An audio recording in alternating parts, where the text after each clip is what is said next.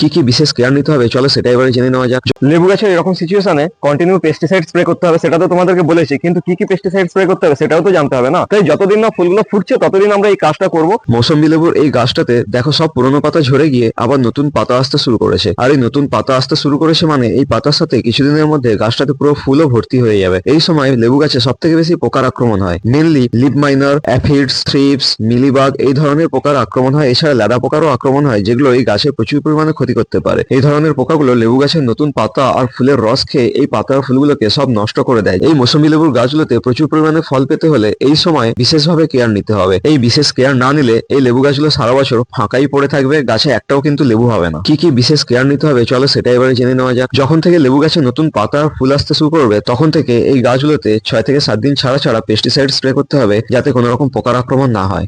লেবু গাছের এরকম সিচুয়েশনে কন্টিনিউ পেস্টিসাইড স্প্রে করতে হবে, সেটা তো তোমাদেরকে বলেছি, কিন্তু কি কি পেস্টিসাইড স্প্রে করতে হবে সেটাও তো জানতে হবে না। খালি পেস্টিসাইড স্প্রে করতে হবে বলে দিলাম হয়ে গেল, সেটা তো নয়। অ্যাকচুয়ালি ঠিকঠাক ভাবে জানতে হবে যে কি কি পেস্টিসাইড এই গাছের জন্য প্রয়োজন। পেস্টিসাইড হিসেবে আমি সাধারণত ব্যবহার করি দুটো জিনিস, সেটা হচ্ছে এক, এই কাকা, এই স্টিকারটা উঠে গেছে কিন্তু দেখো এই যে কাকা, এবং তার সাথে আমি ব্যবহার করি এই যে ইমিডাক্লোপ্রিড, এটা একটা ছোট প্যাকেট। এই যে ইমিডাক্লোপ্রিড, এই দুটো জিনিস ব্যবহার করি। কিভাবে ব্যবহার করি সেটা তোমাদেরকে বলি। প্রতি লিটার জলে কাকা 2 ml এবং এই ইমিডাক্লোপ্রিড 2 গ্রাম নিয়ে ভালো করে মিশিয়ে নিয়ে এই গাছে পুরো স্প্রে করতে হবে। এবং কখন স্প্রে করবেন? একেবারে সকালবেলা যখন সূর্যের আলো একেবারে কম থাকে, মানে সূর্যের তেজ কম থাকে। তা না হলে যদি সকালে টাইম না পান তাহলে বিকেল বেলা যখন সূর্য ডোবার টাইমটা, ওই টাইমটা।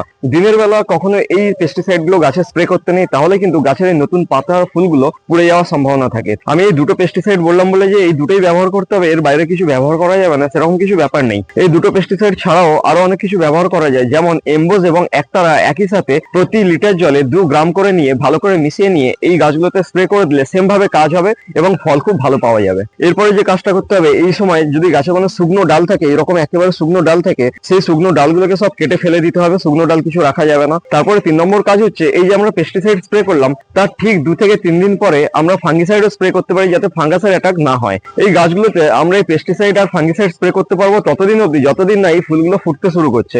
এই ফুলগুলো ফুটতে শুরু করলে তখন কিন্তু এই গাছে কোনো রকম পেস্টিসাইড বা ফাঙ্গিসাইড আমরা স্প্রে করতে পারবো না। তখন যদি স্প্রে করি তাহলে কিন্তু এই গাছে কোনো রকম কীট পতঙ্গ আসবে না, আর কোনো রকম কীট পতঙ্গ না এলে এই ফুলের পরাগ সংযোগ হবে না এবং গাছে ফল হবে না। যত পরিমাণে ফুল হোক না কেন গাছে ফল হবে না। তাই যতদিন না ফুলগুলো ফুটছে ততদিন আমরা এই কাজটা করব। আর ফুল ফুটে গেলে আমরা কিন্তু কখনো কোনো রকম পেস্টিসাইড বা ফাঙ্গিসাইড স্প্রে করবো না।